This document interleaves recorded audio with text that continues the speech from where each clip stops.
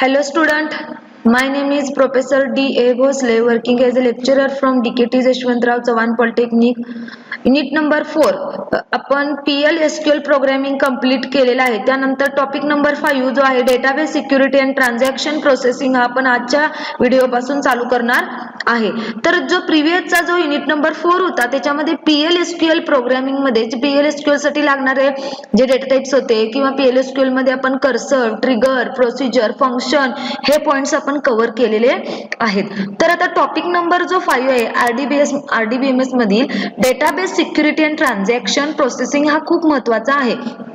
तर database security and transaction processing म्हणजे काय? डेटाबेस जो आपण डेटाबेस क्रिएट करणार आहोत तो कसा सिक्युअर करता आला पाहिजे किंवा तो कोणीही सुद्धा हॅक करू नये किंवा त्याच्यामध्ये चेंजेस करू नयेत, त्याच्यासाठी आपल्याला डेटाबेस सिक्युरिटी ही कन्सेप्ट खूप महत्त्वाची आहे, ही आपल्याला आता बघायची आहे.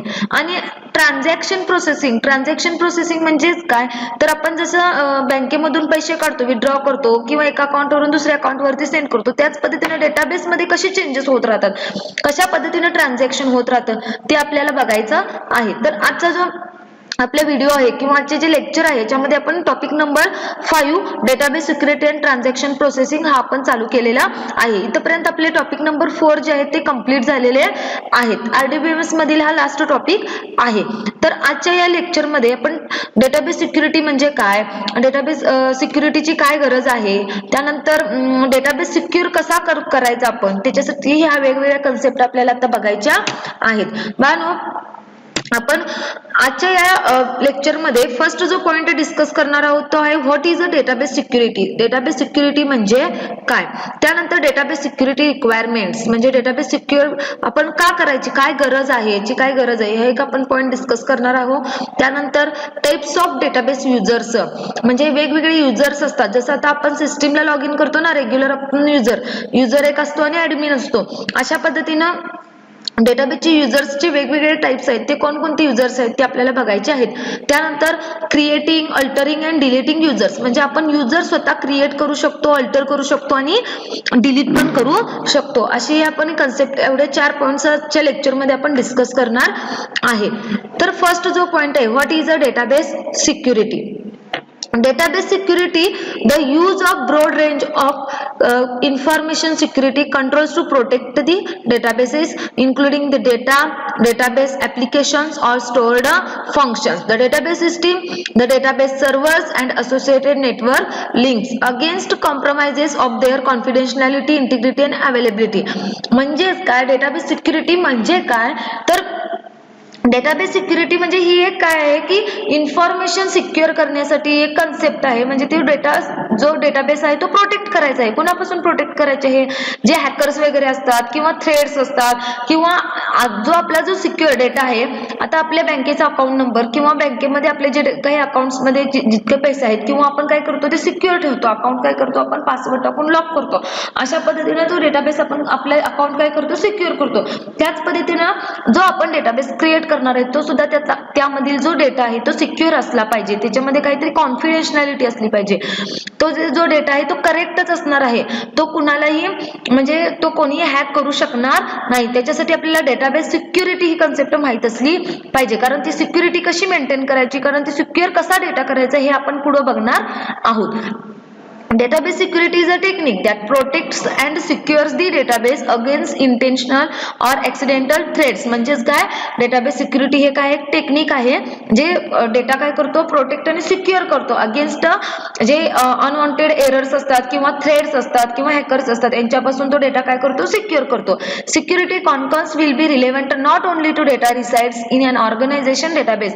The breaking of security may harms other parts of system which may ultimately affect the database structure. म्हणजे डेटाबेस जर का सिक्युअर नसेल तर त्याचा सगळा जो काही इम्पॅक्ट होतो तो पूर्ण डेटाबेसच्या स्ट्रक्चरवरती परिणाम करतो. The database security refers to the collective measures used to protect and secure a database or database management software from use and malicious cyber threats and attacks. म्हणजे सायबर थ्रेट्स आणि अटॅक्स हे जे हॅकर्स असतात तुम्हाला माहितच आहे, तर याच्यापासून डेटा आपण काय करायचं आहे, सिक्युअर ठेवायचा आहे.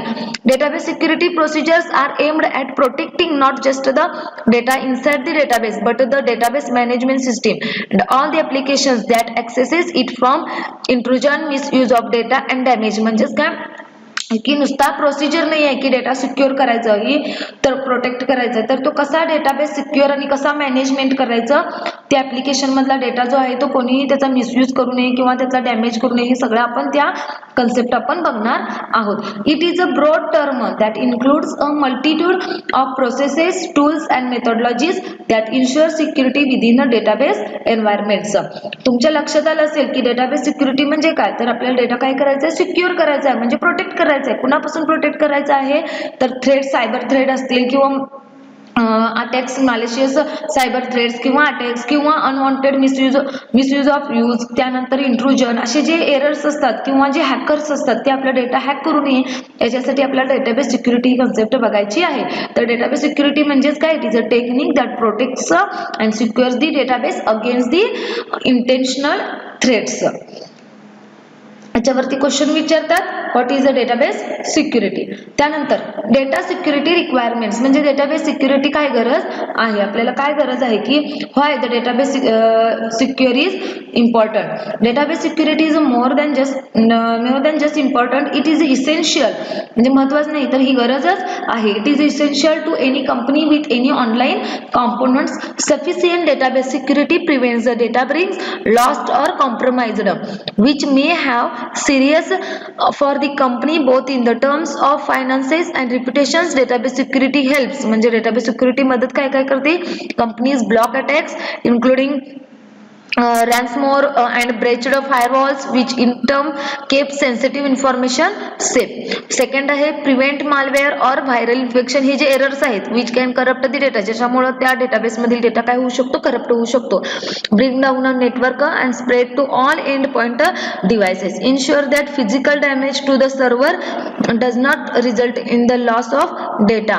prevent a data loss through corruption of files or programming errors, ज्याच्यामुळे त्या डेटाबेस मधील सगळ्या फाइल्स करप्ट होऊ शकतात किंवा एरर्स ऑकर होऊ शकतात. त्याच्यासाठी आपल्याला काय करायचे, डेटाबेस सिक्युरिटी मेंटेन करायची आहे. त्यानंतर आता डेटाबेस सिक्युरिटी मेंटेन करायची म्हणजेच काय करायचे आहे, जो कोणी त्या सिस्टीमचा किंवा त्या डेटाबेसचा जो ऍडमिन असतो तो असे युजर्स क्रिएट करतो की त्या युजरला किती परमिशन्स द्यायची, कुणाला कितपत परमिशन्स द्यायच्या, कुणाला कितपत परमिशन द्यायच्या नाहीत, हे कोण डिसाइड करतो, तो ऍडमिन डिसाइड करतो. तर त्यानेच काय करायचे असतात, ते युजर्स क्रिएट करायचे असतात. तर ते युजर्स कोणकोणत्या पद्धतीचे असतात, म्हणजे वेगवेगळ्या पद्धतीचे युजर्स असतात, ते कोणते आहेत ते आपण आता बघणार आहोत. जे पुढचे जे लेक्चर आहे म्हणजे हे युजर आपण आता क्रिएट करणार आहोत आणि कोणत्या युजरला कोणती परमिशन द्यायची, म्हणजे ग्रांट आणि कोणाला परमिशन द्यायची नाही, म्हणजे त्याची परमिशन काढून घ्यायची झाली तर त्याला म्हणायचं रिवोक. असे हे जे काही कमांड्स आहेत ते आपण पुढच्या लेक्चर मध्ये बघणार आहोत. पण ते परमिशन देण्यासाठी आपल्याला पहिला युजर क्रिएट करावे लागणार आहेत. तर ते युजर्स कसे क्रिएट करायचे हे पण आपण बघणार आहोत आणि त्यामध्ये वेगवेगळ्या प्रकारचे युजर्स असतात. ते युजर्स कोणते आहेत ते आपण आता बघणार आहे. Types of database users. First जो डेटाबेस युजर आहे तो ऍप्लिकेशन प्रोग्रामर.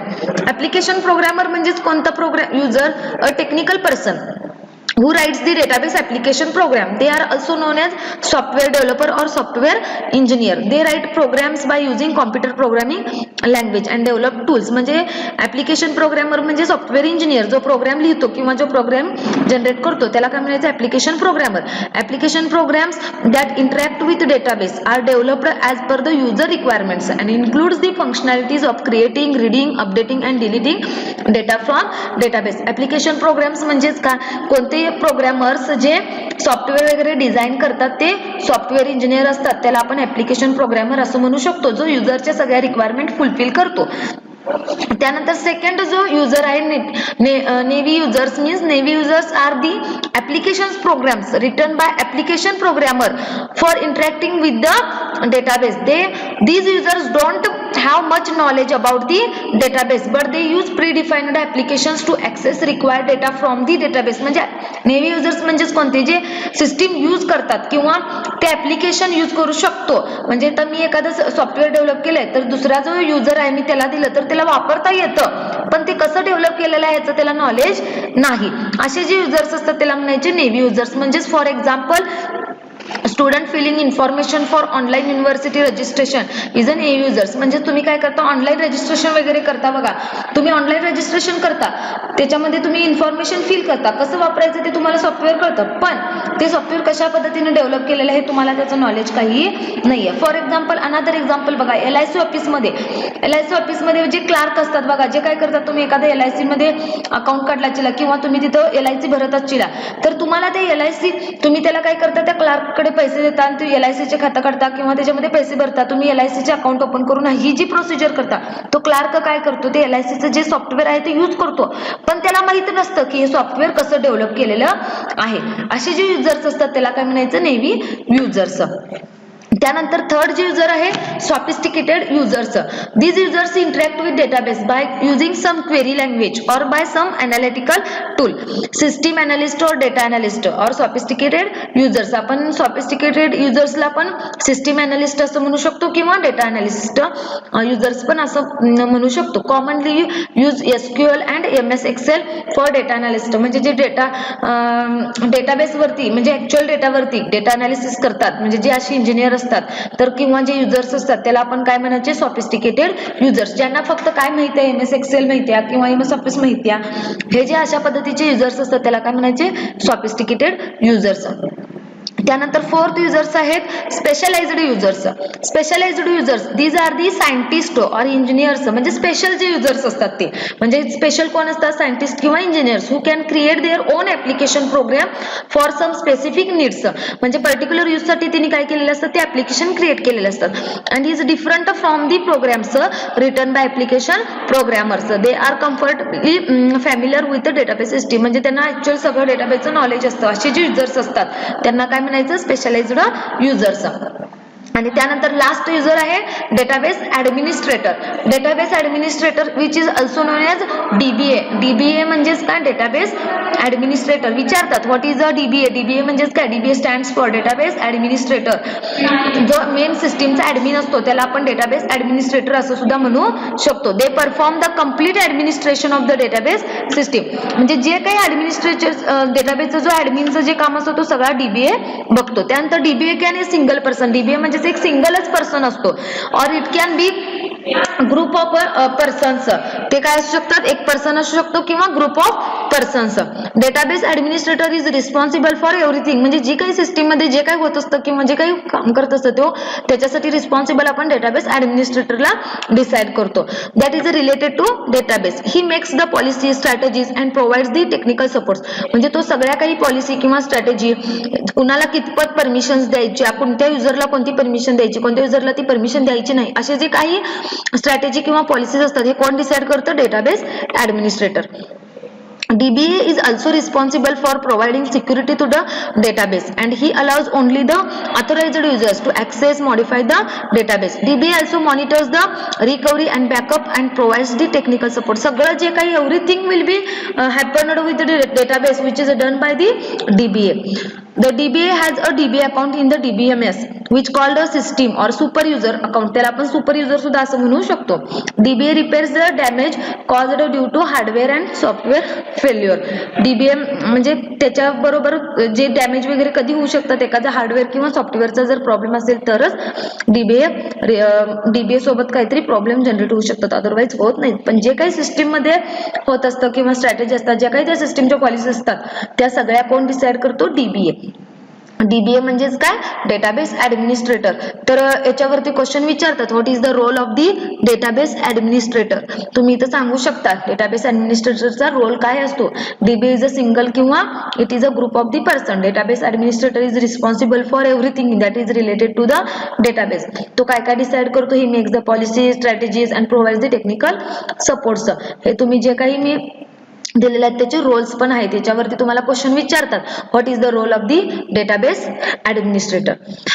इथं आपण 5 प्रकारचे युजर्स बघितलेले आहेत. फर्स्ट जो आहे application programmer, second navy users, third आहे सॉफिस्टिकेटेड किंवा ह्याला आपण सिस्टीम अनालिस्ट युजर्स पण असं म्हणू शकतो. त्यानंतर फोर्थ आहे स्पेशलाइज्ड युजर आणि लास्ट आहे डेटाबेस ऍडमिनिस्ट्रेटर.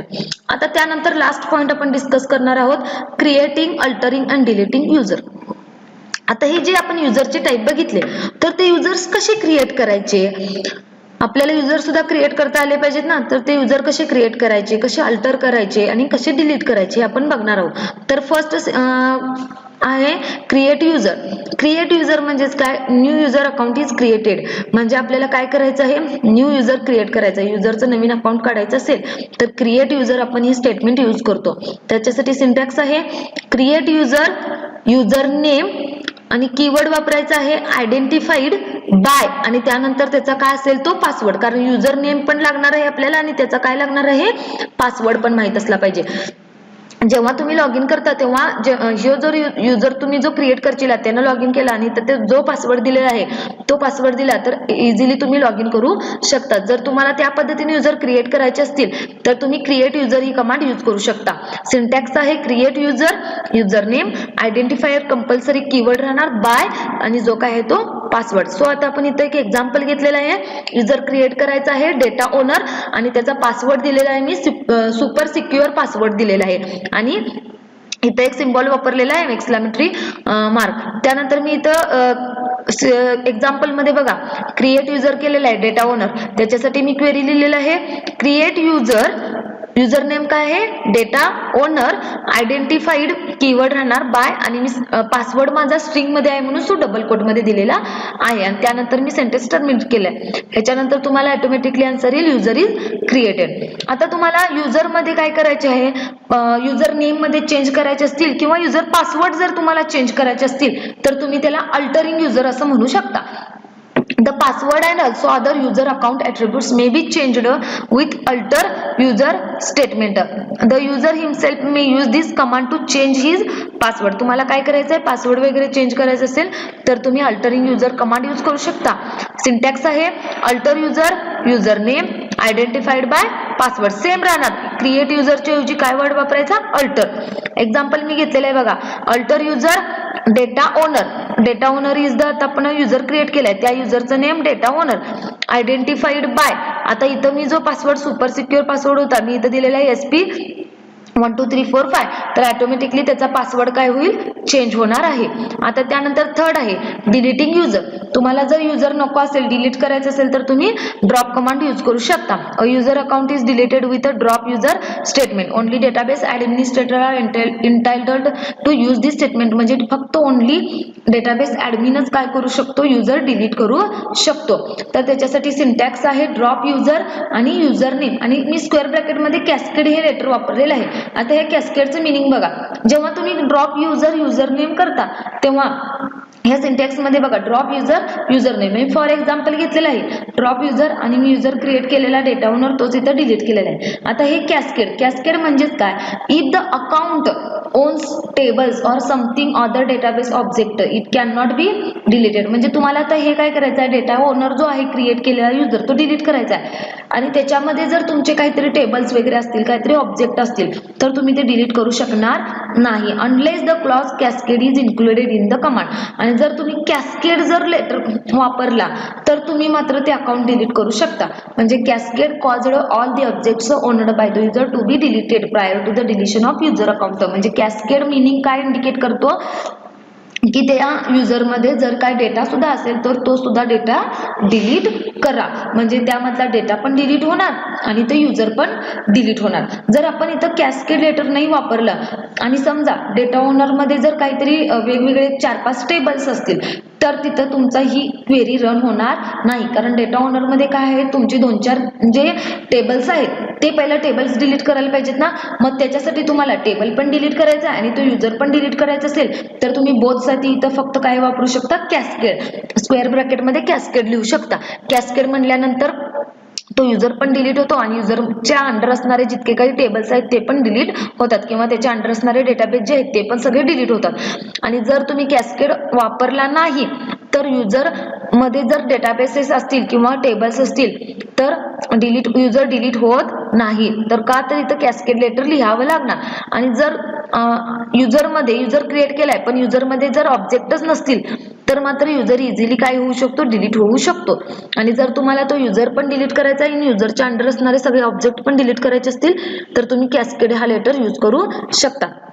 बाळांनो, आजच्या या लेक्चरमध्ये आपण डेटाबेस सिक्युरिटी म्हणजे काय, त्यानंतर सिक्युरिटी रिक्वायरमेंट्स, त्यानंतर युजरचे वेगवेगळे टाइप्स बघितलेले आहेत, त्यानंतर युजर कसा क्रिएट करायचा, कसा अल्टर करायचा आणि त्यानंतर डिलीट कसा करायचा, इतके पॉईंट्स आपण कव्हर केलेले आहेत. तर याच्यावरती बाळांनो क्वेश्चन विचारतात, what is the database security, त्यानंतर why the security is required, why the security is important, त्यानंतर list the types of the users and explain it, आणि त्यानंतर लास्ट क्वेश्चन विचारतात how to create the user, how to alter the user and delete the user. आणि एक महत्वाचा जो question आहे, what is the role of network, what is the role of DBA किंवा what is the role of database administrator. तर database ऍडमिनिस्ट्रेटरचा role काय आहे हे तुम्हाला विचारतात. इतके क्वेश्चन्स विचारतात बाळांनो. तर हे ज्यावरती दिलेले असाइनमेंट्स कंप्लीट करा आणि विदिन अ ड्यू डेट तुम्ही जमा करू शकता. ही जर लेक्चर ह्यामध्ये समजलं नसेल तर तुम्ही 2-3 वेळा व्हिडिओ बघा आणि त्यानंतर नाही समजलं तर तुम्ही मला कॉल करू शकता. थँक्यू.